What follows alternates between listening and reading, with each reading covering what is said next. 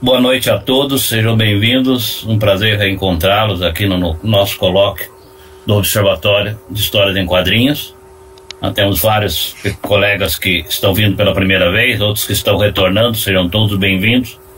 E temos hoje a programação, a apresentação da pesquisa do Guilherme Silveira e depois a discussão do último capítulo do livro que nós estamos discutindo, que vai ser apresentado por mim. Vou tentar, se o computador não me sacanear, eu consigo fazer a apresentação. Então vamos rapidamente, o Roberto parece que tem algumas surpresas para nos mostrar, algumas novidades. Então, Roberto, começa com você. Tá, esse aqui eu acho que o Valdomiro conhece, né? Porto Maltese. O último? O Juan Dias Canales, Rubem Pelerreiro. Qual deles que é? Sob o Sol da Meia-Noite. Ah, esse é o primeiro, eu tenho. Você tem em espanhol, né? Se não me engano. Eu tenho em espanhol. Saiu em português? Sai em português para a editora Trem Fantasma. Ah, legal. Também tá saindo pela Trem Fantasma essa edição americana, que é metade do preço da Trem Fantasma. Que é o Look Procurado. E essa Trem Fantasma também vai publicar O Homem que Matou Lucky Luke, que é do Mathieu Bonhomme, tá? Que é uma releitura do Lucky Luke feito por esses artistas. É que nem o gráfico MSP, né? Tem sempre um artista diferente fazendo. Bom, esse livro, eu não sei se você conhece, Hergé, The Man Who Created Tintin. Não me lembro desse não, se eu tenho. E esse aqui eu comprei na Amazon, no Amazon Day, paguei menos de R$100, eu achei que era um livrinho. Dá uma olhada. Olha o tijolo. Nossa, mãe. Quando chegou, eu falei, nossa, Masters of Beach Comic Art. Olha o tamanho, olha. Isso eu não tenho. 4 cores, bastante informação, vai desde o século XVIII até os mais recentes. Tá? Esses eram o que eu tinha para mostrar. O Marcelo Travassos levantou a mão, então vamos já passar a palavra para ele. Marcelo. Oi, pessoal, é só um aviso rápido aqui. É porque foi publicada a minha pesquisa de mestrado, tá? Super parabéns. Quadrinhos de Discurso e Ideologia, pela editora Dialética aí de São Paulo.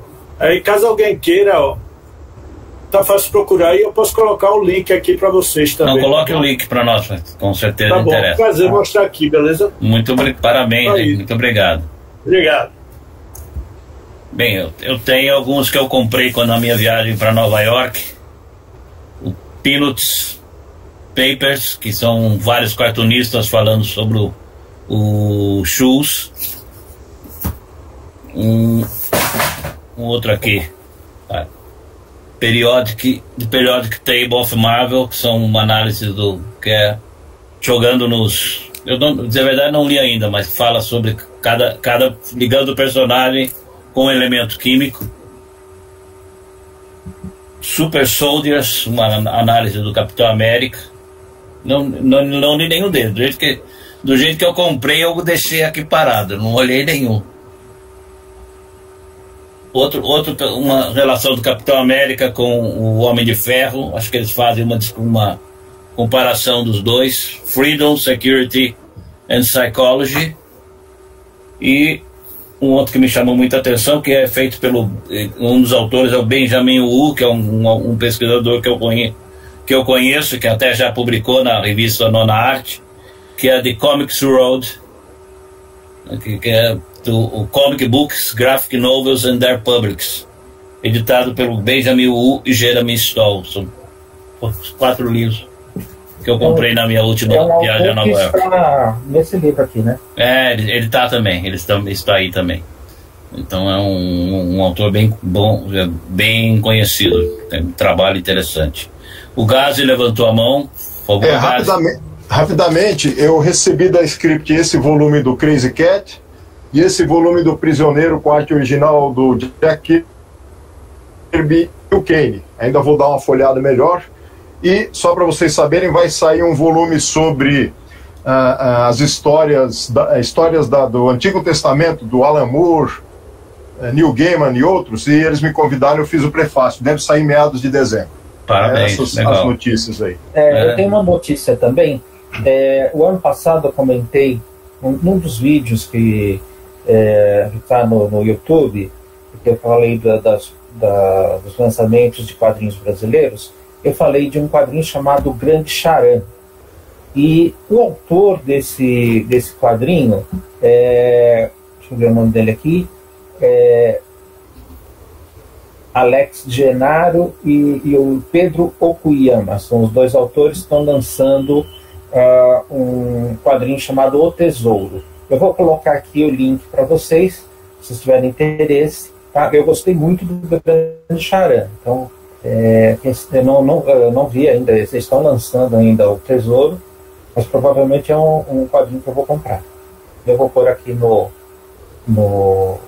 nosso chat o link. Bem, em termos de novidades, tem agora, acho que é dia 24, tem a entrega do Prêmio Jabuti da área de quadrinhos. Eu participei do júri esse ano, então muitos são, eu não me lembro quais são os 5 que estão concorrendo, mas são trabalhos muito bons que vale a pena, e dos que eu li muitos trabalhos, livro que lê 60, coitado, um sacrifício tremendo, 60 graphic novels, mais ou menos, 60 e pouco trabalhos de quadrinhos que eu tive que ler como membro do júri. E o que eu mais gostei não está entre os finalistas, mas é um quadrinho que se chama Gioconda, muito bom, que é muito bom, que é o que eu mais gostei realmente. Tem um outro também que é muito bom, que fala são dos dois irmãos Solano, que é sobre uma cidade não me lembro o nome mais, mas é sobre histórias que ocorrem na cidade deles, de São Manuel, muito bom também. São vários que vale a pena, depois vou comentar alguns, mas de material muito bom, quer dizer, fiquei muito surpreendido, muito bem surpreendido com a qualidade dos quadrinhos brasileiros, quer dizer, melhorou muito, né? Muito material que dava gosto de ler. É lógico que tinha entre os concorrentes tinha algumas coisas que não animavam muito, mas a grande maioria era material bom, de altíssima qualidade mesmo. Até o trabalho do Guilherme Silveira também, que eu li com muito prazer, né? Então, material muito bom que foi. Eu quero registrar aqui entre nós a presença do nosso colega Edgar Franco, que está aí conosco, estou vendo a imagem dele aqui. Então seja bem-vindo, Edgar, muita honra em tê-lo conosco. Muito obrigado. Prazer em vê-lo. Então, da minha parte eu não tenho mais nenhuma novidade. Se alguém tiver, levante a mão. Se não, a gente... A honra é toda minha, viu, Valdomiro? Muito bom estar com vocês aí. Não, a honra é minha, dela eu não abro mão. Não adianta. Então, precisamos então a palavra para o Guilherme. E eu vou pedir então para o Edgar Franco, que está aqui, que é orientador, que faça a apresentação do Guilherme, né? Acho que ninguém melhor que o orientador para falar sobre o seu orientando, então, e sobre a pesquisa dele. Então, Edgar, faça a apresentação você, por favor. Guilherme faz parte dessa geração mais nova de quadrinistas que também são pesquisadores acadêmicos e que tem um trabalho muito singular e vem pesquisando os limites e os não limites da produção quadrinística desde o princípio dos seus estudos acadêmicos, sempre criando quadrinhos paralelamente a essa investigação teórica. Então, o doutorado que ele desenvolveu aqui no programa de pós-graduação em Arte, Cultura e Visual da UFG, na Faculdade de Artes Visuais, que é onde eu o orientei, ele trabalhou numa linha, que é uma linha de pesquisa, que é a linha que eu oriento, que é de processos criativos. né, em diversas áreas, e eu tenho orientado muitos trabalhos voltados para processos criativos inusitados e inventivos em quadrinhos. E o trabalho do Guilherme, ele tem uma singularidade no panorama brasileiro, porque ele vai investigar, a princípio, a relação dos quadrinhos com a abstração, mas isso vai avançar para outros conceitos, como a ideia de pós-quadrinhos, que é uma ideia muito nova, e a ideia de quadrinho expandido. Então, a pesquisa do Guilherme, ela tem esse caráter teórico-prático, porque ao mesmo tempo que ele vai investigando esses conceitos, vai buscando referências, a maior parte delas internacionais, porque a gente não tem muitas pessoas que escreveram sobre o assunto no Brasil, ele vai criando, então, paralelamente, na verdade, simultaneamente, quadrinhos que exploram essas novas possibilidades. Então, a tese do Guilherme, ela em si, ela já é algo, até para a área de artes, revolucionário, porque ela foi entregue em mais de 10 volumes. Se não me engano, são 16 volumes, né, Guilherme? 16 volumes. E esses volumes, o que eles são? Então, é uma tese formada de 16 volumes. Alguns deles são volumes que tratam dos aspectos teóricos, outros são volumes só da produção quadrinística, e outros ainda é a produção quadrinística com textos teóricos que falam sobre o processo criativo e a conexão com os aspectos teóricos investigados no trabalho. Então é um grande orgulho, uma grande alegria ter o Guilherme ter passado pela nossa pós, foi um prazer enorme orientá-lo, e eu considero essa produção dele como pesquisador e como artista muito importante para o Brasil, para essas reflexões que são, assim, hoje globais, sobre os limites da expressão artística dos quadrinhos e trazendo conceitos novos e reflexões importantes para a área. Meus parabéns ao Guilherme mais uma vez ressalto a minha alegria de tê-lo orientado, e então a bola está com ele agora, né? Vamos ouvi-lo aí. Obrigado também ao Valdomiro, tá? E ao Núcleo, né? Todo mundo aqui do Observatório de Quadrinhos. É um prazer e uma honra poder apresentar, ter o Guilherme apresentando esse trabalho desenvolvido aqui no nosso programa de pós da UFG. Obrigado. Obrigado demais pela apresentação, Edgar.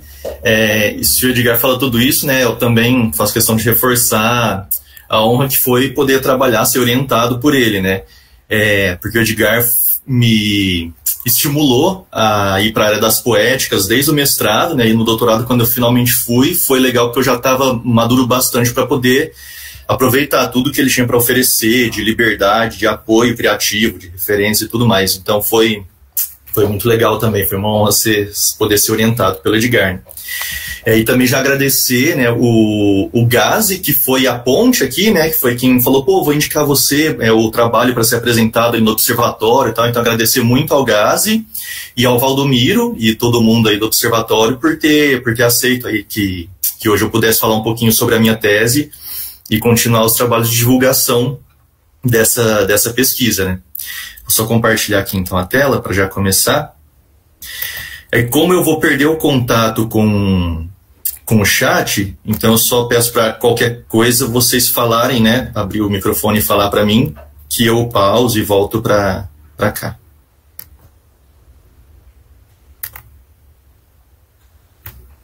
Ok, estamos vendo. Ok. Ficou. Tá normal. Pode começar. Tá pegada a tela? Sim. Beleza. Sim, ok. Então, vou começar aqui a apresentação. Né, o nome do trabalho é Espaço Rompido, uma investigação poética dos processos de abstração nos quadrinhos, ou por uma poética da opacidade. E, como o Edgar bem falou, é uma tese que se apresenta em vários volumes, né? São 16 volumes que foram entregues nessa caixa, que eu coloco aqui na primeira imagem. E isso se deu porque aos poucos eu fui percebendo que a pesquisa ela se tornava uma pesquisa rizomática, né? Uma pesquisa que não tem um único caminho, que eu tenho uma definição do que é abstração e vou tentar colocá-la na prática, mas que era realmente uma pesquisa de exploração teórica e exploração poética também.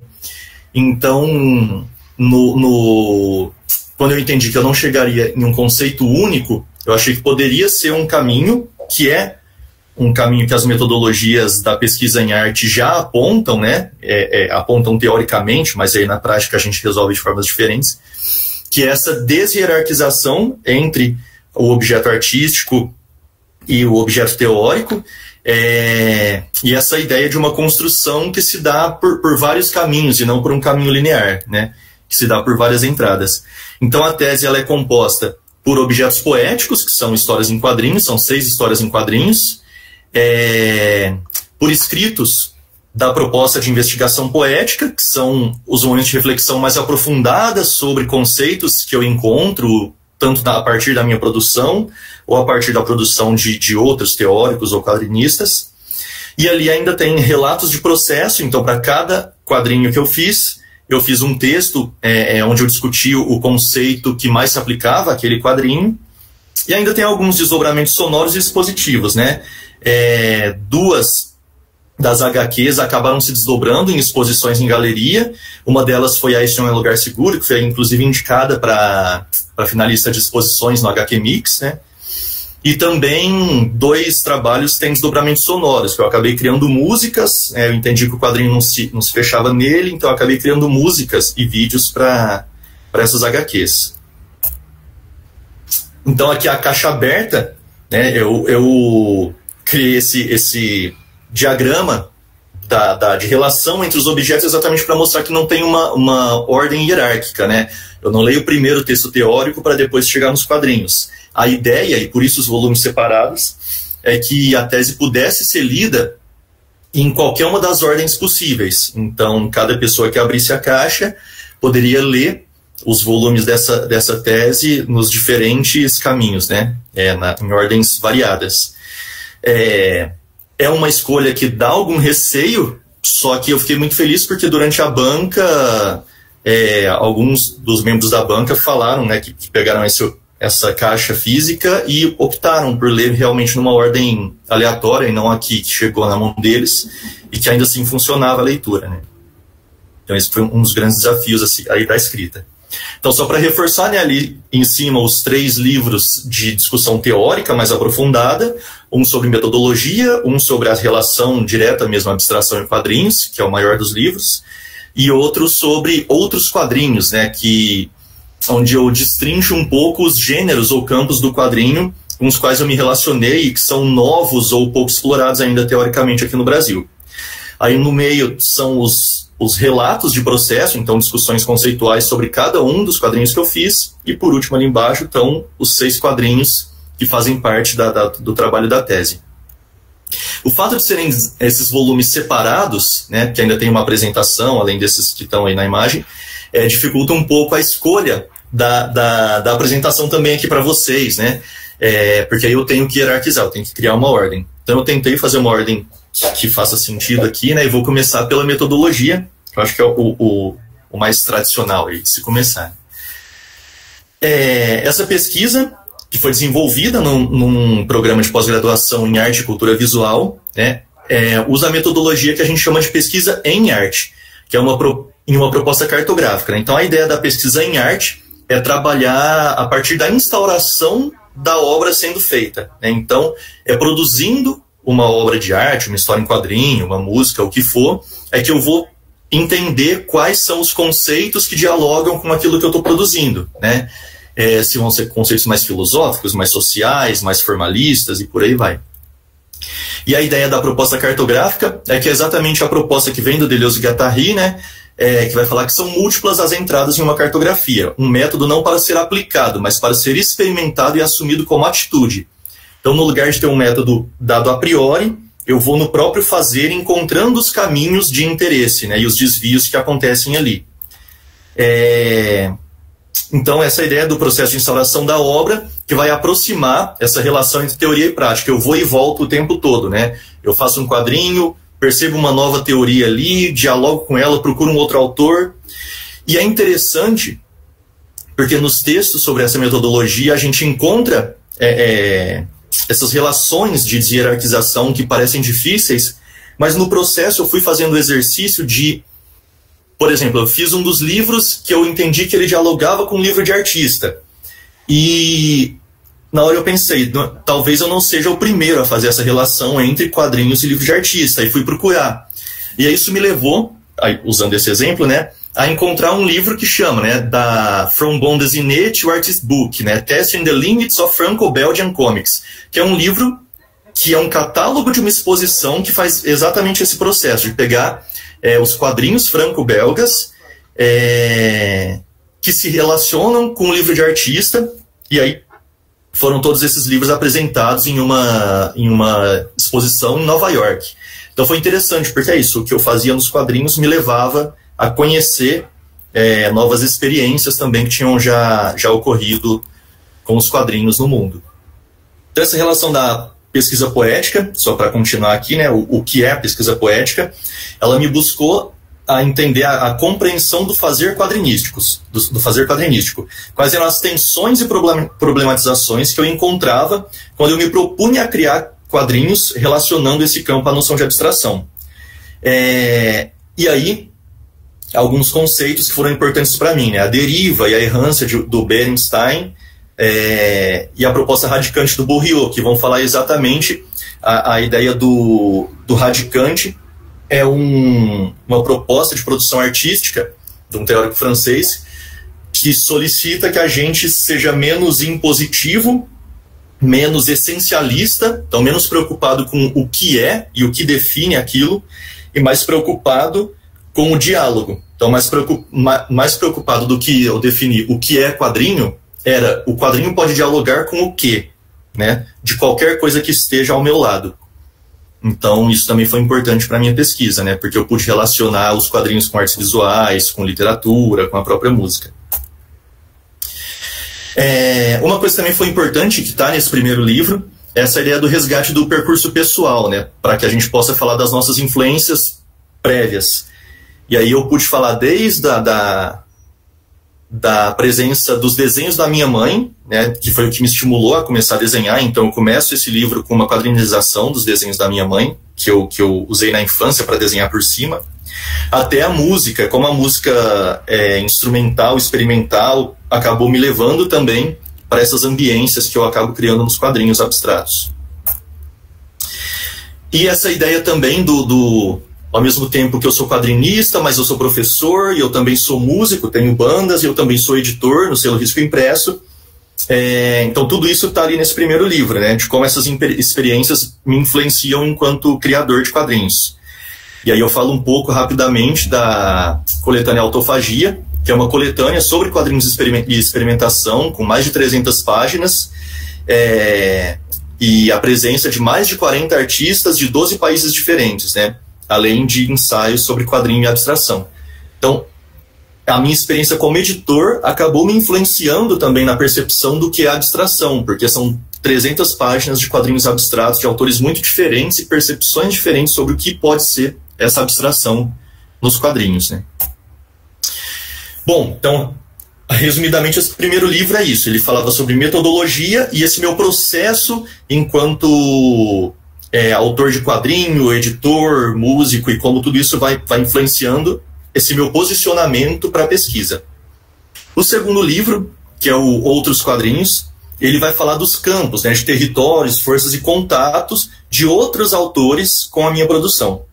Então aqui eu acabei destacando 5 campos do quadrinho que atravessam a minha produção. E aí eu chamo de campo porque nem sempre são gêneros bem definidos, né? Alguns são mais colocados como gênero de quadrinho, outros são tendências que autores, teóricos de outros países percebem na produção atual. Então o primeiro que eu falo, né, que está bastante presente na minha produção, é do quadrinho poético filosófico, que muitas vezes aí esse sim é colocado já como um gênero estruturado, né, porque tem uma leva de autores bem representados pelo Edgar Franco e pelo Gazendraus, que estão aqui presentes, né, de produção de quadrinho brasileiro. Então aqui foi interessante para já começar a pensar em que grau eu estou falando de abstração, né? E aí eu destaco aqui esse ponto. Eu falo na minha tese o tempo todo de abstração mais do que de abstrato, nessa ideia de que a abstração é um processo, né? É uma régua em que eu posso ter um pouco de abstração ou muito de abstração. Então, nesse sentido, tudo tem algo de abstração, mas conforme as elipses vão se tornando mais intensas, a gente vai percebendo mais essa estrutura não linear.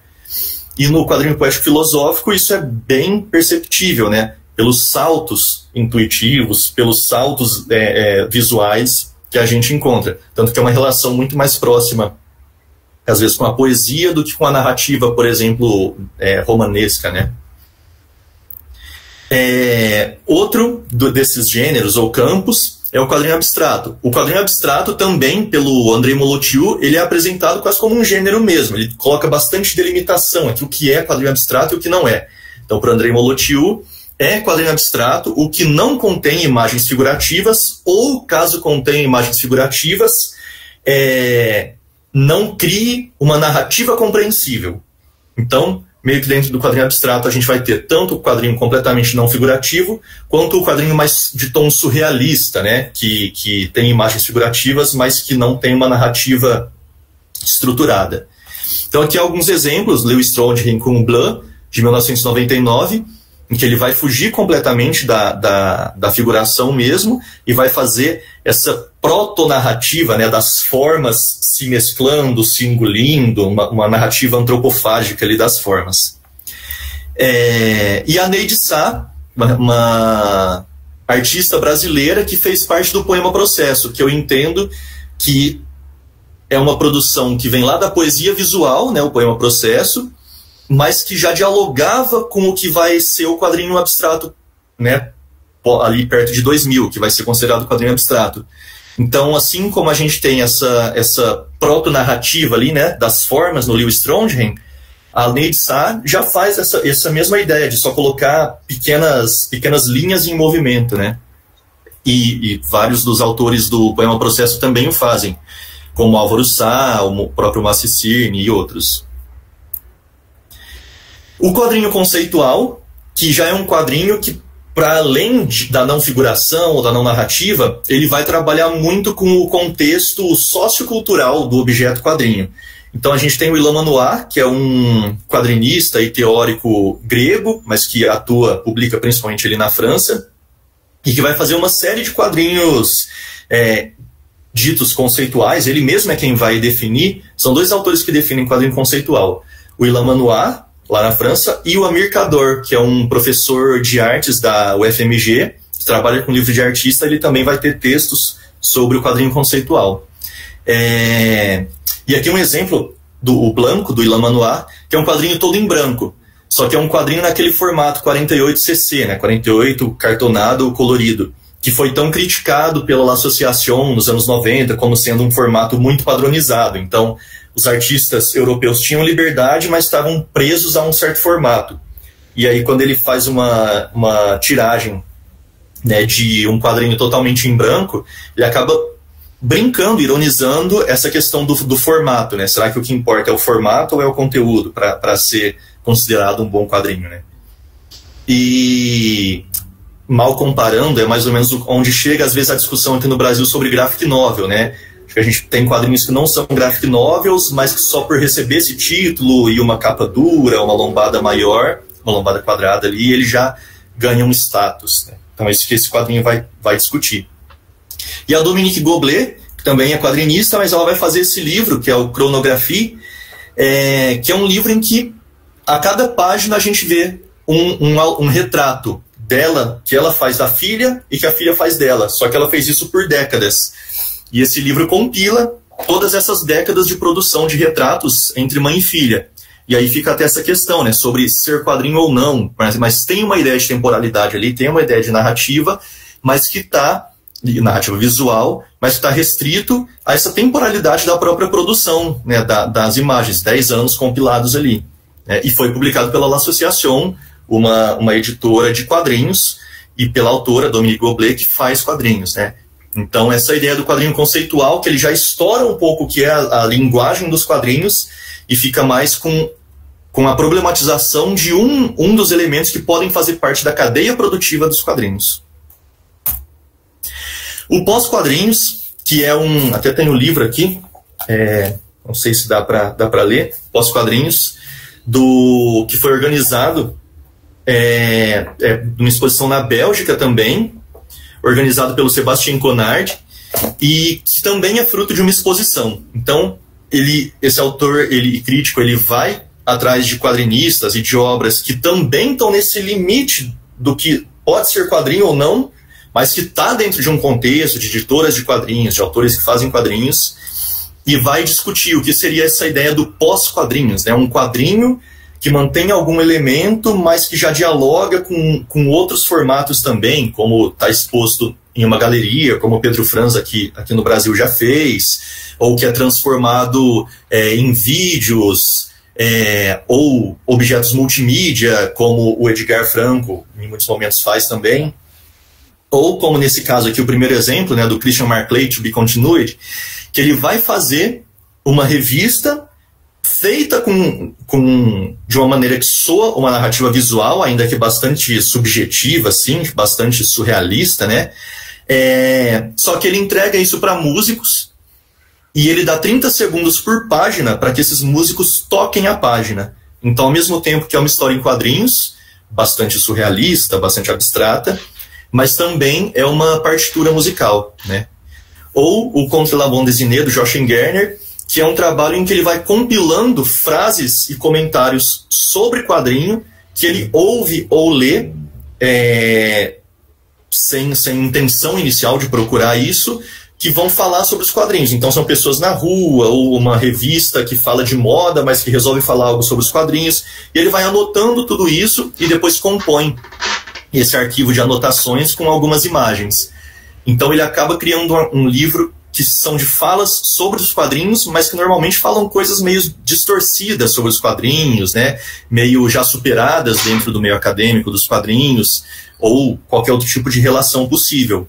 E então cria esse livro, que é o Contra os Quadrinhos, né? Então será que é só um livro de arquivo, de comentários? Será que é em si uma história em quadrinhos? A gente fica nesse limiar. E o quadrinho experimental, que é um grande guarda-chuva bastante genérico, que pode incluir desde o quadrinho underground até quadrinhos que rompem completamente com a forma, como o do Warren Craighead, né, o How to Be Everywhere, em que ele vai pegar poesias e vai mesclar com imagens quase abstratas também, de uma forma que fica entre a poesia visual e as histórias em quadrinhos, né? E é um autor que está dentro do sistema dos quadrinhos também. Ou o Fábio Zimbres e Mechanics com o Música para Antropomorfos, né, em que mistura o álbum musical, que é vendido junto com o livro, e uma narrativa, né, que flerta, mescla desde referências a clássicos dos quadrinhos até um quadrinho completamente fora do tradicional, assim. Bom, e aí sobre os quadrinhos experimentais, eu fecho esse livro falando da produção experimentária, que é um termo que às vezes passa meio despercebido ali no livro Quadrinho, Sedução e Paixão, do Moacir Cirne, que vai falar sobre essa ideia, esse estímulo, que era uma luta do Moacir Cirne, né, para que o quadrinho ocupasse esse espaço da experimentação, mas que esse espaço da experimentação nunca fosse só experimentação formal, mas fosse sempre uma experimentação implicada politicamente, né, com o Brasil e com a nossa sociedade. Então é isso que ele vai chamar de experimentário, que é uma produção experimental implicada social e politicamente. Bom, aí aqui eu termino esse segundo livro, que são os outros quadrinhos, né, que são as referências com outros gêneros, campos e autores de quadrinhos que vão atravessar toda a minha produção. E aqui eu chego na ideia mesmo do que é abstração, então, para mim. E deixei esse momento como terceiro, porque eu acho que ele tem tudo a ver com esse processo, né? Eu estou pensando no quadrinho, mas eu também faço música e edito. Eu estou pensando no quadrinho, mas eu estou lendo e buscando sobre todos esses campos que estão já nessa fronteira entre quadrinho e outros lugares, né? E então vou pensar abstração a partir de todo esse processo. E aí o que eu entendo é que é muito necessário, né, na minha produção eu fui percebendo isso, é muito necessário ultrapassar essa primeira relação de oposição entre figurativo e abstrato, para aí sim pensar nessa relação de abstração em quadrinhos. Porque essa relação só figurativo ou abstrato, ela não explora a riqueza que o quadrinho tem para pensar essas relações. Então, portanto, né, para mim, é uma relação de constante fluxo de expansão. Esse fluxo ou tensão constante é o que vai importar, já que a HQ não é apenas a imagem. Então, esse fluxo ele pode se dar por uma aproximação, seja com a poesia, seja com as artes visuais, por uma narrativa cada vez mais elíptica, ou por uma narrativa, ou por uma composição visual que explore outros formatos, que exploda com a formato livro, né? Com o Codex, como a gente conhece, e que vai explorar, então, outros caminhos possíveis que fujam do que já está assentado e aceito. É isso que eu entendo como abstração, né? Até utilizando uma citação do McLuhan, o McLuhan ele vai falar que a abstração é todo o processo de retirada. Então eu tenho a linguagem ali colocada, já aceita, e quando eu retiro alguma parte que parecia ser essencial, mas ainda mantém uma coisa nova a partir daquilo, é isso que é o processo de abstração. Então, para o que se conhecia como música, o jazz continha muita abstração. Para o que se conhecia como música, quando o rock surgiu, o rock continha muita abstração, né? Para o que se conhecia como arte, Picasso continha muita abstração. Então, é essa a ideia dele, né? Mesmo que o Picasso não tenha chego ao que é completamente abstrato, por exemplo, como Jackson Pollock chegou. Então, ali uma citação do Berardi que eu acho que compila toda essa ideia, Franco Berardi, que é: a poesia é o excesso, que ultrapassa o limite e se furta à medida. O excesso é a condição para a revelação, para a emancipação quanto ao sentido estabelecido e para a indicação de um horizonte de significação ainda não visto, o horizonte do possível. Então essa definição do Berardi foi muito importante também para mim, porque ela mostra a relação de produção artística enquanto essa busca desse horizonte do possível, esse horizonte do que ainda não foi visto, né? Do que ainda não foi encontrado, do que não está assentado e aceito. Bom, então, dentro de tudo isso eu fui me perguntando, né? Qual que é o trabalho poético que eu estou fazendo? Quais são os atravessamentos que eu proponho? E aí eu vou entendendo que eu estou trabalhando muito, então estou falando também de uma produção que já vinha sendo feita, né?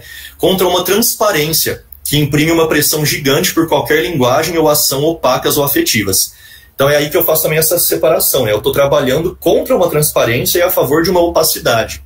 O que eu chamo de transparência? É essa linguagem que é muito rápida, que é muito objetiva, que vai atuar junto dos movimentos que a gente vê hoje na nossa sociedade, né? De pressão para que nada seja demorado, de pressão para que tudo seja veloz, que tudo funcione nas redes sociais, que tudo funcione no Instagram. E tem certas coisas, certos filmes, certas poesias, certos romances e certos quadrinhos que não vão funcionar no Instagram, que não vão funcionar no Twitter, que eles precisam de outro tempo. Então é contra esse tempo da transparência e da velocidade que o meu quadrinho vai trabalhar. Então seria um quadrinho, uma anti-lentidão, né? Aliás, desculpa, é um quadrinho pró-lentidão. O nosso mundo é que está numa anti-lentidão, né? E aí dentro disso, quais são esses movimentos na produção de quadrinhos que vão ser essa lentidão, que vão ser pró-lentidão, que vão ir contra a anti-lentidão do mundo, né? Então, quando a gente tem uma presença do autor na grafiação, quando a gente tem uma presença da mão do autor ali na produção, isso acaba tirando a gente daquele fluxo de como se fosse um quadrinho que está acontecendo em tempo real e que eu vou lendo muito rápido. A ideia da materialidade plástica, então de colocar mais destaque ao estranhamento da matéria, a perceber a mão do autor ali. Então essa relação da materialidade com o objeto suporte, e aí tem aquele texto do Hatfield sobre as tensões no quadrinho, que ele vai falar muito sobre essa materialidade no objeto, de como o próprio objeto, quando o Chris Ware, por exemplo, vai trabalhar essa materialidade do objeto impresso, como ele também vai trazer outros sentidos para além só da narrativa que ele coloca ali. Então, como exemplo, quando eu pego um trabalho do Chris Ware que trabalha essa materialidade, eu preciso também desse tempo. Não é um quadrinho que eu leio rápido, numa ida de estação de metrô de uma estação para outra, né? O afastamento da figuração ou da narração.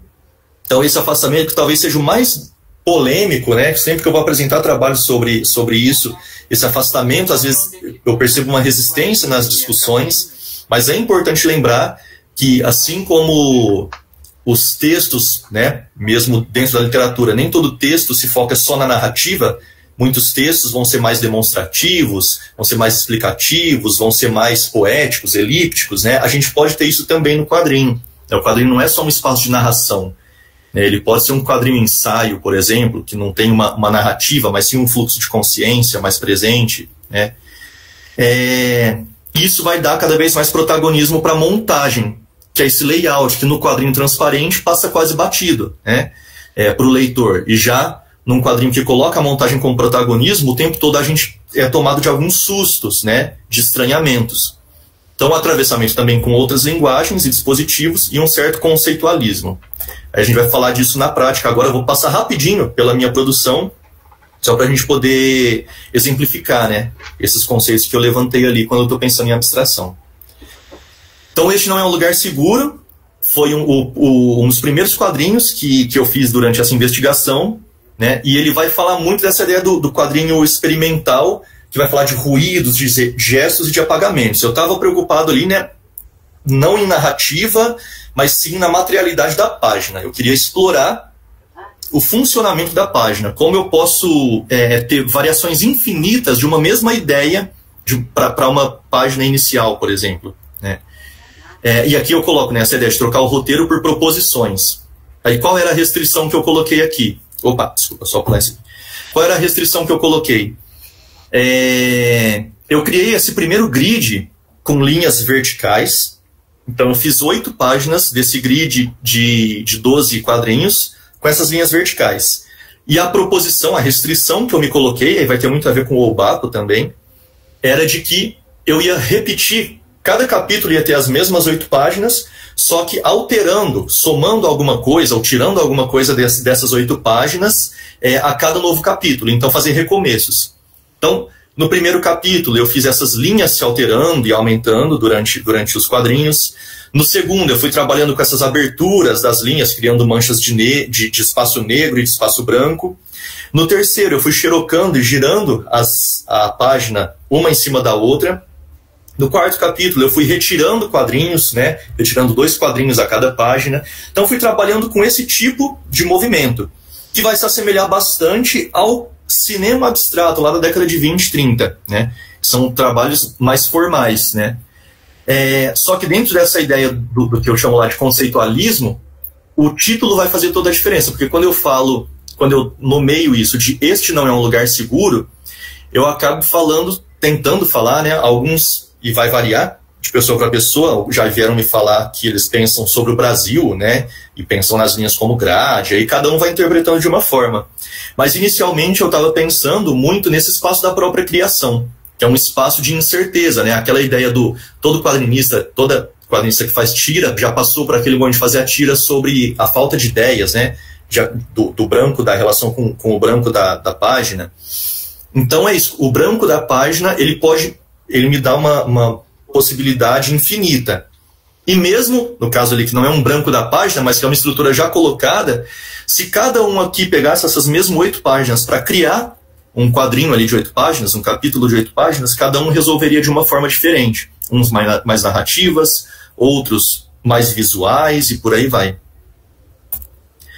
E aí isso acabou ampliando essa ideia para desenhos para parede também, né? Então, ali a gente vê 3 desenhos que seguem essa mesma ideia. 4 quadrinhos que vão ser alterados. E eu pedi para outros autores, além de mim, resolverem esses 4 quadrinhos ali, e vários fizeram de formas diferentes. Então, depois dessa exposição, foi para o Sesc, aqui de Londrina.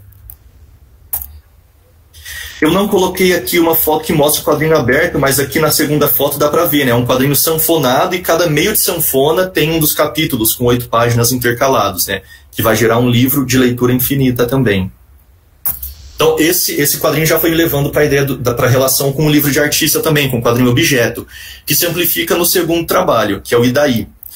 O Idaí, que é esse quadrinho que eu falo aqui, né, eles chamam de quadrinho objeto, que vai falar o colapso como instauração. Então, a ideia da relação entre abstração e política, que muitas vezes não é colocada, então vai estar ligado ao que o Moacir Cirne chama de experimentário, né? O diálogo com um autor que chama Ulisses Carrion, que vai ser o primeiro autor a pensar o novo livro, que nas artes visuais vai ser chamado de livro de artista, ou publicação de artista, que é um livro em que o que ele diz o livro não precisa ser lido do começo ao fim, ele precisa ser entendido. Então ele não é só uma caixa de conteúdos, mas ele em si é um objeto. E o que esse objeto, e daí, né, vai falar, é sobre esse ponto de partida, que é o início da pandemia. Então, quando eu vi o novo imaginário do Brasil, né, da necropolítica brasileira, dessas covas abertas, isso começou a ficar muito na minha cabeça. E no dia 28 de abril de 2020, quando perguntado sobre a gente tinha atingido 5 mil mortos, o atual, né, no momento, presidente da República, Jair Bolsonaro, ele fala, e daí, eu não sou coveiro, né, isso ficou muito pesado em mim, essa fala dele, esse descaso dele com 5 mil mortes. Então eu esperei o dia terminar e fui ver quantos mortos a gente tinha tido até aquele dia 28 de abril de 2020. E o número de mortes tinha sido 5.083 mortes. E eu me senti impelido a registrar essas mortes, né? A contrapor esse descaso com 5.083 vidas perdidas, né? Que se tornaram depois quase 700 mil. Então eu registrei com pequenos quadrinhos, né? 5.083 quadrinhos, que vão, às vezes tem páginas com mais e outras com menos, mas tem 5.083 quadrinhos, e compilei tudo isso em um livro, nesse livro de capa preta, né? Então é um livro que, se eu folheio fora de contexto, é um quadrinho abstrato, um quadrinho só com quadrinhos pretos, mas que no contexto político brasileiro, a gente vai ler esses quadros, na verdade, como pequenas covas, né? Então acaba se tornando um livro lápide, né? Um livro que fala e que guarda e que tenta respeitar essas vidas perdidas no Brasil. O terceiro livro que eu fiz foi um trabalho realizado quase de forma mais racional, assim, né? Não foi uma coisa diferente do Idaí, foi uma coisa de momento que me impeliu a criar, a produzir, que depois eu só fui resolvendo formalmente essa produção. O Sem Olhos, não, foi uma produção mais pensada. Eu me propus a tentar fazer um quadrinho que tivesse alto grau de abstração a partir de uma apropriação literária. Então eu peguei um conto do Machado de Assis, chamado Sem Olhos, e que é um conto de terror, mas que guarda para além, esse terror parece que é uma casca para guardar uma narrativa extremamente moralizante. É uma narrativa que vai falar muito sobre o espaço da mulher, o espaço reservado à mulher, que é o espaço privado, enquanto o público, a aventura, é o espaço do masculino. E tem muita violência, que parece que no contexto soa natural, né, soa naturalizada, mas que é de violência intensa contra a mulher. Então, um exemplo é que no meio do conto, uma mulher troca olhar, uma mulher casada troca olhar com outro homem, e o marido dela responde a isso queimando os olhos dela com ferro em brasa. Eu já passei da metade da apresentação, na verdade estou no final da apresentação, mas se tiver no tempo vocês podem me falar, tá? Bom, então nessa produção, que é carregada de muita violência, eu resolvi fazer uma apropriação das imagens do Jornal das Famílias, onde originalmente o conto foi publicado, e criar um quadrinho a partir da montagem e de colagem digital, né, dessas imagens do jornal onde o Machado de Assis publicou o conto pela primeira vez. Então, de alguma forma, assim como a gente tem um cinema de arquivo, é como se eu estivesse fazendo aqui um quadrinho de arquivo, né? Aqui tem algumas imagens desse jornal, então a gente tem imagens que vão falar de costura, partituras musicais, dicas de moda, essas questões voltadas para o espaço da mulher no período, e algumas outras imagens que ilustram os contos, né?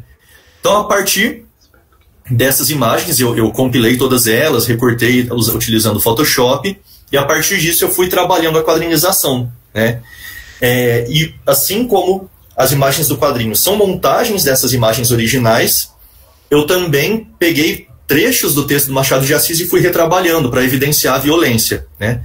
O único momento que eu fujo disso é a introdução, em que eu vou pegar imagens de autoras, mulheres brasileiras, e vou apagando elas enquanto as datas em cima das imagens vão se alterando. Que é meio que brincando com uma referência do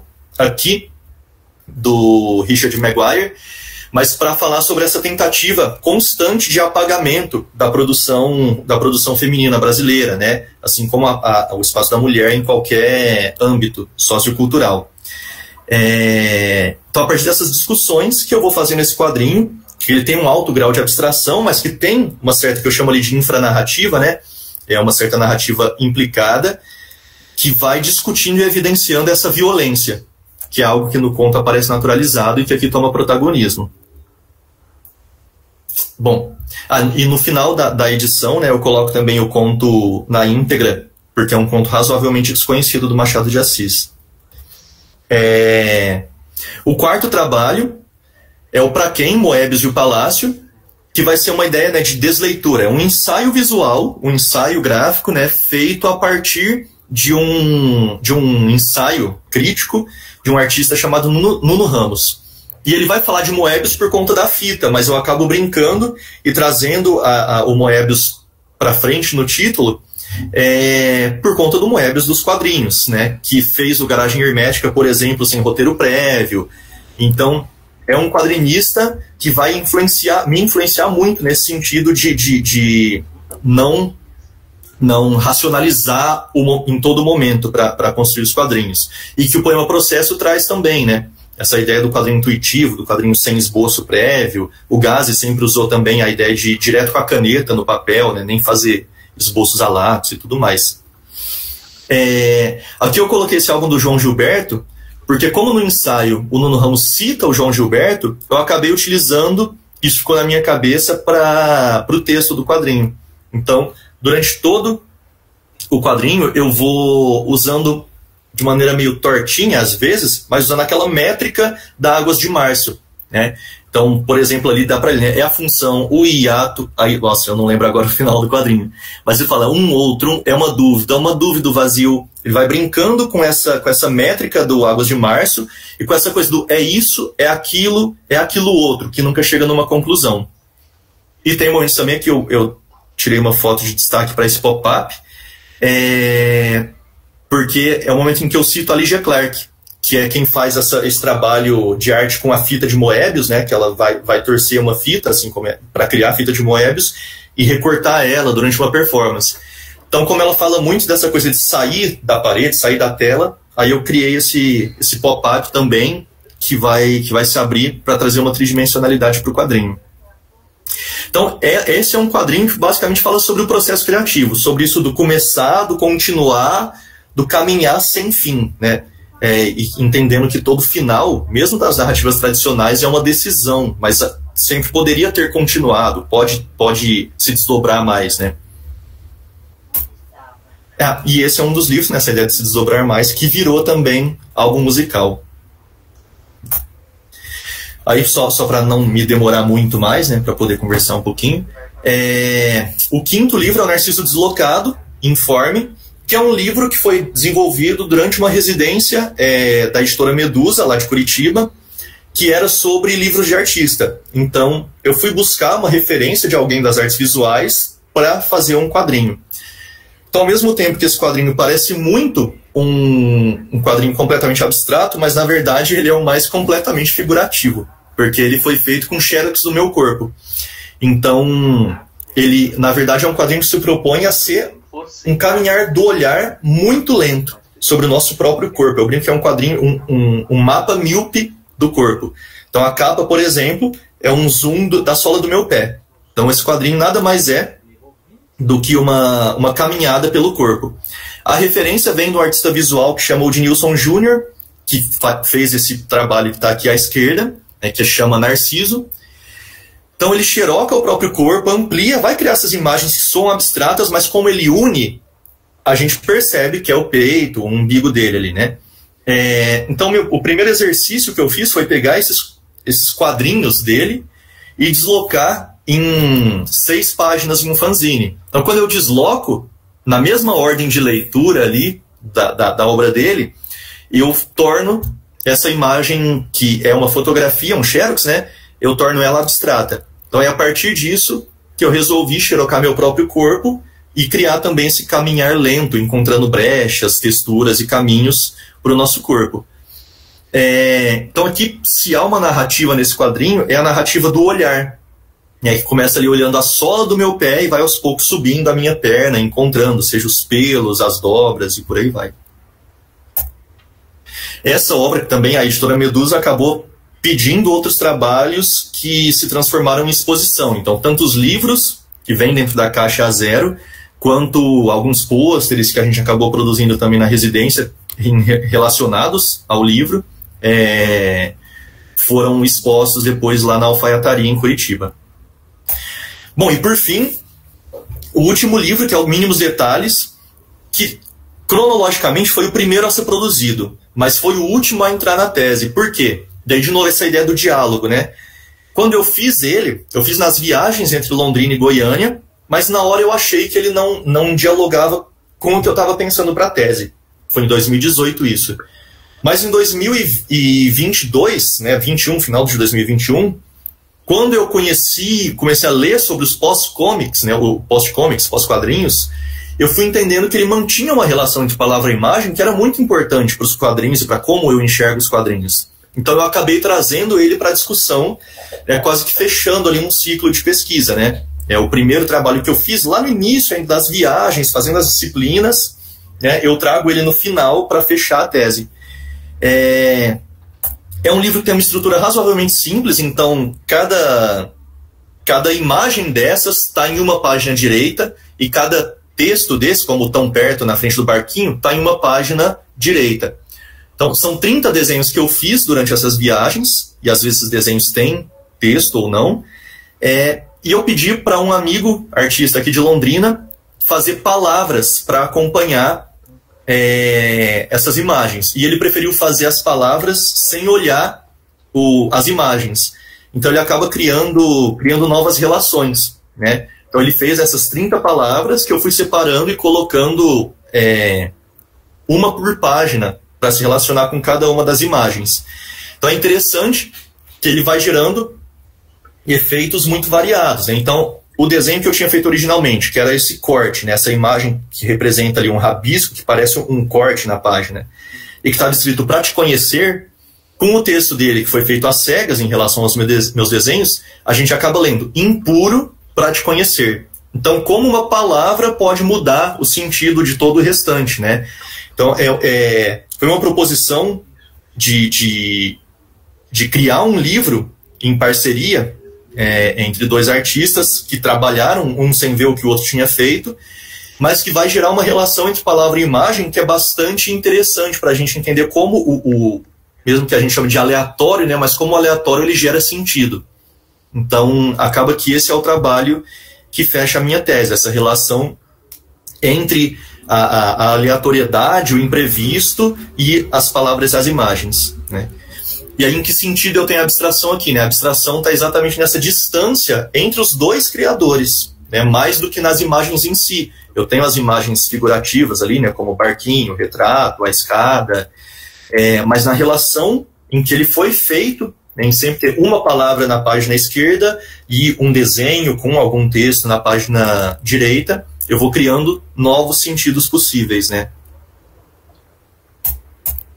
Bom, e aí com isso eu concluo, né, que dentro dessas relações de abstração e quadrinhos, né, a gente tem que pensar a abstração, né, eu coloquei ali como nome e verbo. Por quê? Porque eu posso pensar no abstrato, né, o que é abstrato de fato, e aí tem o gênero lá que o Andrei Molotiu vai tentar definir, né, como quadrinho abstrato, e isso é um tipo de produção, mas eu também posso pensar a abstração enquanto verbo, né?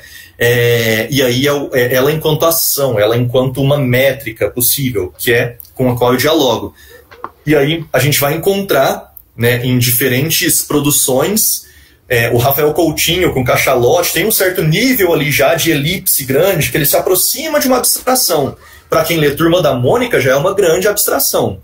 Para quem lê Diego Gerlach, talvez já não seja uma abstração tão intensa. Então vai ter essas relações culturais também, né, de relatividade aí, dentro dessa noção de abstração enquanto métrica. Vou discutir também muito essa noção de colonização narrativa, que é a Tamirin Benet, que é uma quadrinista e teórica, que vai ter alguns artigos sobre isso,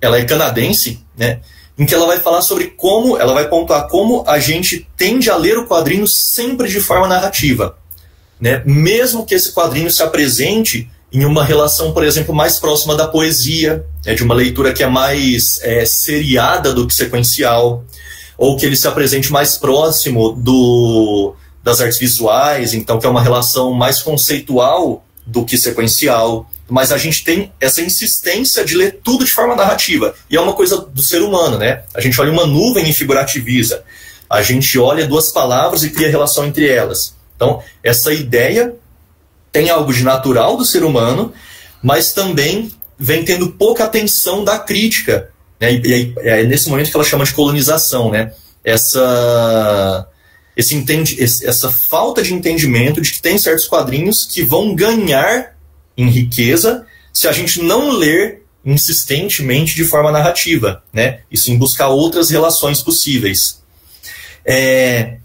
Aí as noções, se eu entendo a abstração enquanto ruptura, enquanto retirada de conexão, né? Então vai ter ali a ruptura, a destruição e a opacidade como pertencentes a essa produção. E, por fim, a gente chega nessa ideia de campo expandido, né? De que a gente pode chegar em alguns objetos que vão ter de quadrinhos, às vezes só um pensamento quadrinizante, como ali na obra do Ednilson Júnior, né? Eu, que sou dos quadrinhos, lia o trabalho dele desde a graduação como algo que se assemelha aos quadrinhos. Então eu fui retrabalhar aquelas imagens como histórias em quadrinhos. No fim, e o Sebastião Conard fala isso no Pós-Quadrinhos, vão ter objetos que eu só vou conseguir definir como quadrinho porque aquele autor vem da tradição dos quadrinhos. Porque se ele tivesse feito a mesma coisa, só que ele viesse da tradição da poesia, seria considerado poesia visual.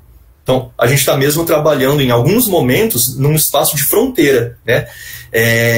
Que a Florência Garramunho vai chamar de produção impertinente, que é uma produção que não está muito preocupada em se fixar demais às regras daquele gênero textual, né? Ou aquela linguagem a qual ela está conectada. E aí, por isso, que no fim das contas eu entendo que o que liga esses meus 6 quadrinhos, que são muito diferentes, e a minha produção em geral, é uma tentativa de criação de uma poética da opacidade, né? De uma poética que vai buscar o diferente, o outro, o ainda não visto, né? E as conexões mais distantes entre os objetos. Bom, termino por aqui, né? Espero não ter passado muito do tempo, né? E ter sido razoavelmente claro nessa proposição de um material que é bastante fragmentado assim mesmo, né? Fico disponível para qualquer questão. O Gás está mostrando a caixa ali.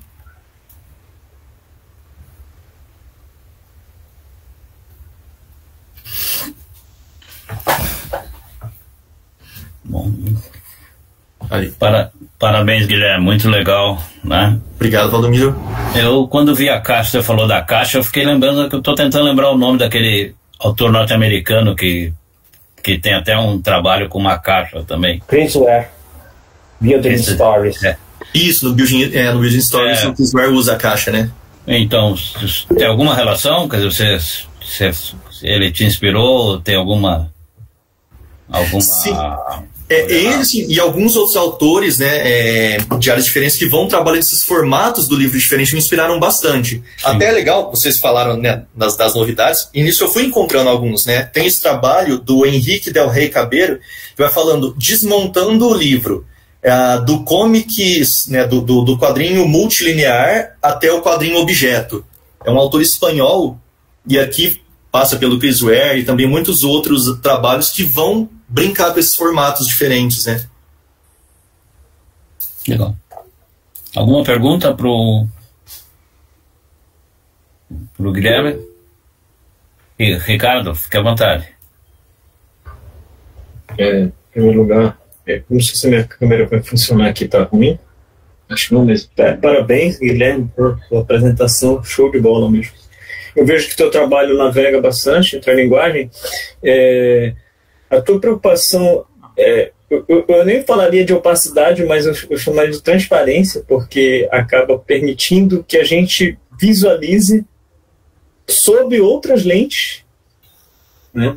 A questão da arte, porque a gente tem muito isso. O que é arte, né? Da fronteira do que é arte e tal, aquela coisa, o artista cria para si, e trazer isso para o campo da linguagem do quadrinho é bem interessante, porque acaba conceituando o quadrinho além da sintaxe, né?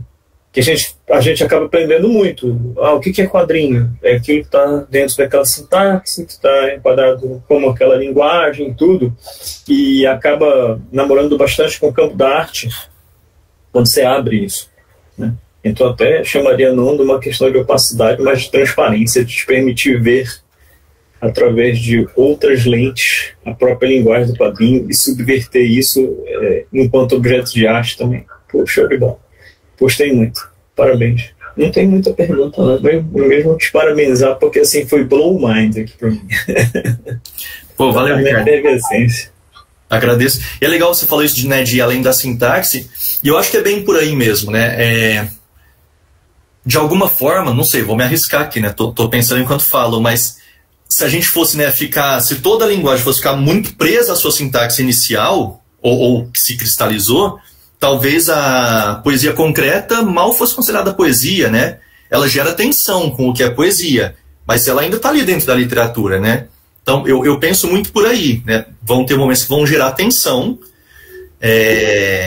mas ainda está dentro do sistema ali, né? Do sistema dos quadrinhos.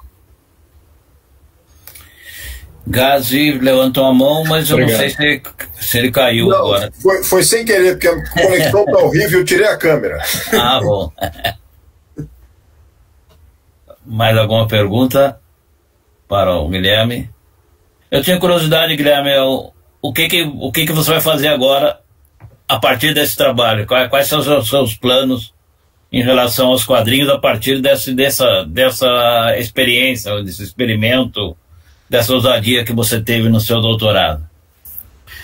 Bom, tem um momento depois que termina, né, que é um momento quase de vazio, assim, né?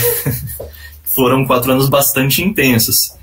Mas, assim, tem alguns projetos pessoais, né, que vão, aí de acordo com a ideia, né, ele vai passeando por outros formatos, como, por exemplo, você até citou que leu, eu imagino que deve ter sido o Anticonstitucionalissimamente, que é um quadrinho ali já totalmente oposto, né, porque ele é bastante figurativo, narrativo, porque é uma parceria com uma cronista aqui de Londrina, e ele foi produzido logo junto do final da tese, né, logo depois.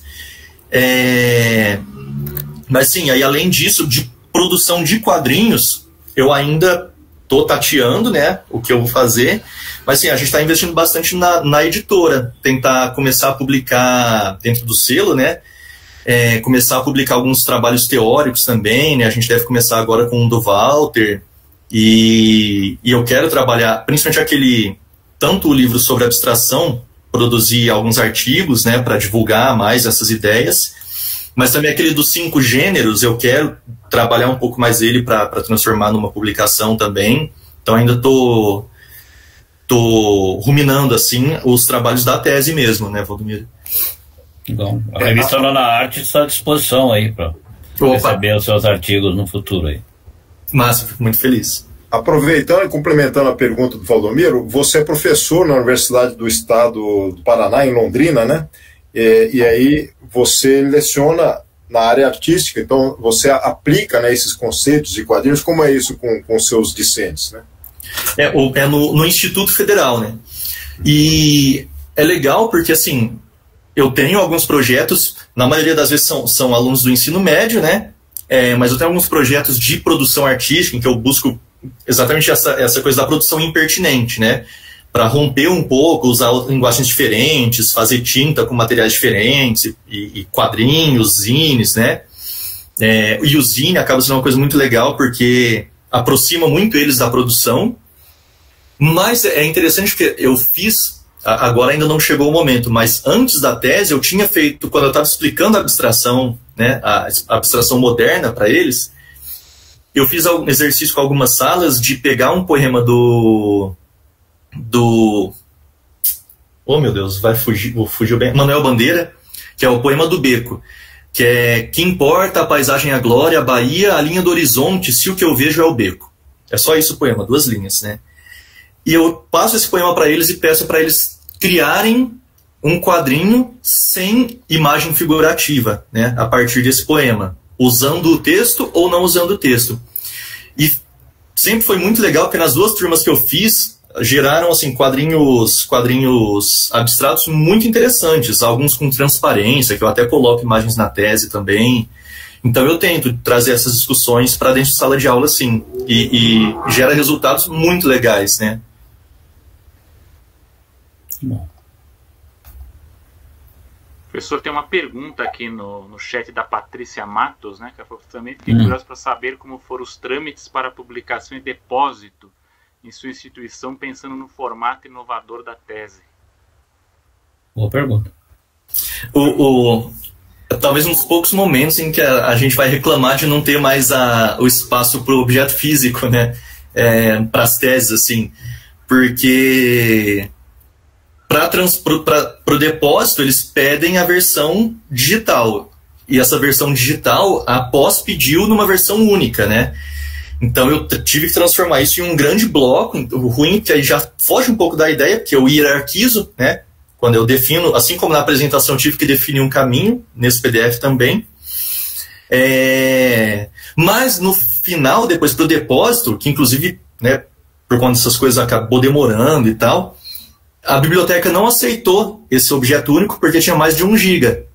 Porque no final das contas você junta todos esses objetos, dá 900 páginas, né? E deve ter entre umas 600, 700 imagens no mínimo ali, né? Então ficou muito pesado. Aí a biblioteca pediu então para eu mandar 16 arquivos. Então ainda não tá, mas quando tiver online para baixar minha tese, vão ser 16 itenzinhos ali, né? Que tem a apresentação, os 3 livros da tese, 6 quadrinhos, 6 relatos, né? Então são 16 arquivos para baixar, assim, um pouquinho trabalhoso, né? E por curiosidade, como eu fiz parte da banca, o Guilherme mandou para Goiânia, só que não chegou a tempo, porque foi passear até Manaus, deu um rolo danado até chegar, chegou depois da defesa, né? Que assim, um dia depois, aí ele me mandou dos 2 jeitos, né? Os arquivos. Se mandou em separado, né? E me mandou também junto, né?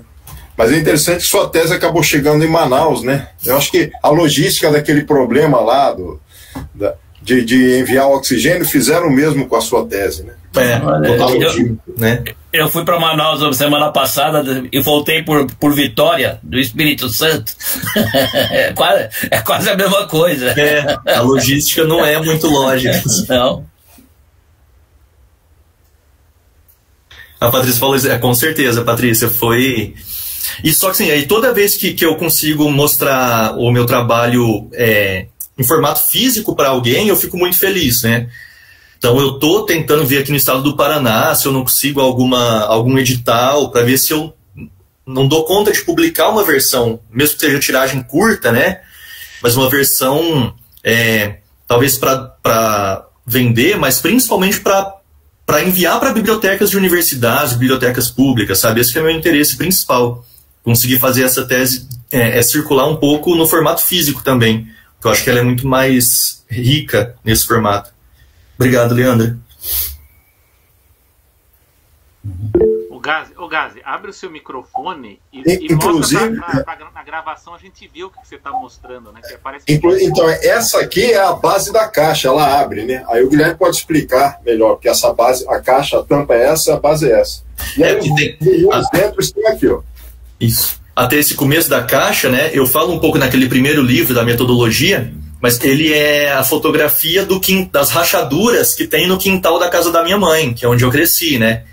Então, desde ali, né, essa ideia de procurar as brechas, eu brinco ali com essa relação entre o familiar e as brechas. E aí, quando a gente abre a caixa, essa caixa ela também se abre, né? Para jogar um pouco com o título, que é Espaço Rompido. Então, eu não faço uma caixa fechada, né? Legal. Eu ainda vou dormir tentando entender várias coisas que você falou aí. Muita coisa pra gente pensar. Espero mesmo conseguir pensar em muitos artigos aí, né? Separar legal, vários. Legal. Muito bom. Parabéns. Agradeço. Parabéns ao Edgar também pela orientação. de aceitar um desafio aí de um trabalho desse porte e com essas características. Só o Edgar mesmo, que você estava nas melhores mãos possíveis para te orientar nesse sentido. Eu queria dar parabéns ao Guilherme e depois do que ele falou no final, me senti aliviado quando ele falou do tamanho do arquivo, né?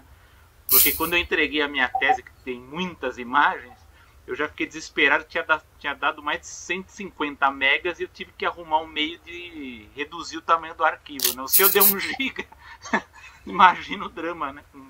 E a biblioteca aceita 75 megas, então imagina meu desespero, depois de agrupar tudo, passou um pouquinho, né? Só. Deixei para ler o que a biblioteca solicitava depois, né? Aí foi uma tristeza, quase chorei. Mas agradeço muito o espaço, gente, muito obrigado mesmo. Espero. Essa é uma questão que a ECA discutiu muito, o objeto de pesquisa da arte, né? Quando a gente vira e mexe, nos 30 anos que eu estive lá, pelo menos umas 10 vezes nós tivemos essa discussão entre os professores da área de arte e os professores da área de comunicação. O que é o resultado final de um trabalho, de uma pesquisa na área de arte, né? Porque se você é músico, se você está na música, é um tipo é uma característica de trabalho de pesquisa, né? Se você está na área de produção, de escultura, é outro. Então era uma discussão que não tem fim, né? A especificidade da área de artes é só dela, e só quem está realmente trabalhando nessa área que entende essas questões, né?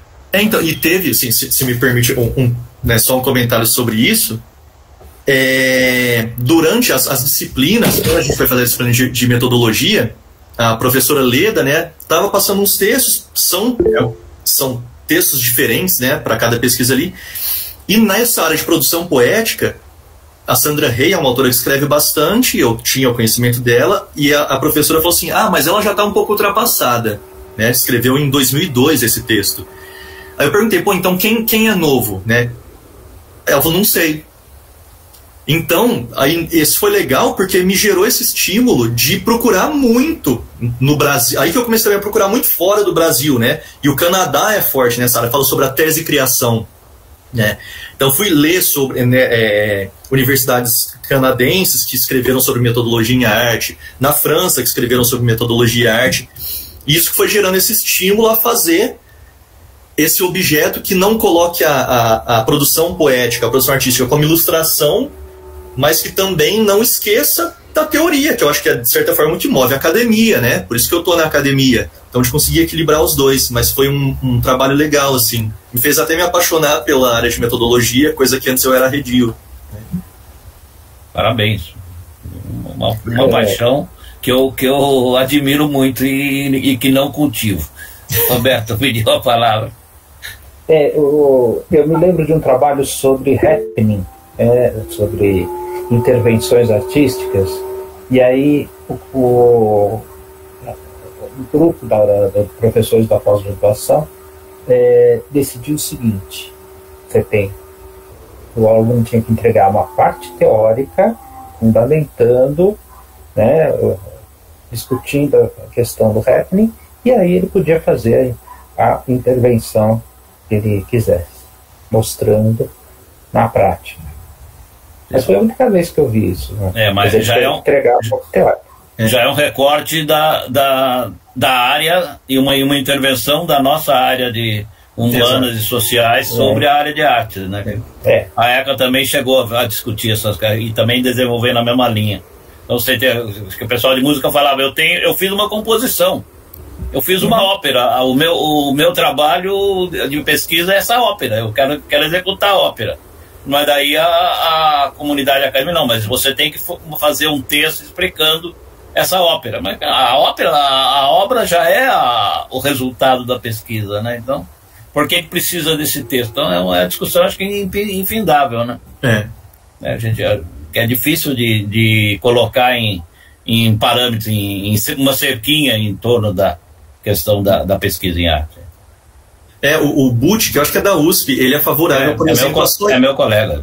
Então, eu li um texto dele que ele é favorável a isso, a produzir E assim, é bem isso que você falou, a música, a composição é a tese e acabou, né? E é interessante essa discussão mesmo, essa tensão é boa. E fica no coisa também, questão que vai depois para a questão da própria pesquisa, que eu lembro uma vez em que numa das fases de loucura da USP, ela resolveu que ia cobrar dos professores que a gente deveria indicar o tempo que dedicava à pesquisa, o tempo que dedicava ao ensino e o tempo que dedicava à extensão. E tinha que, inclusive, indicar os períodos da semana. E daí tínhamos um professor que fazia pesquisa em teatro infantil, e ele indicou que o horário de pesquisa dele era exatamente no sábado e no domingo. Daí foi para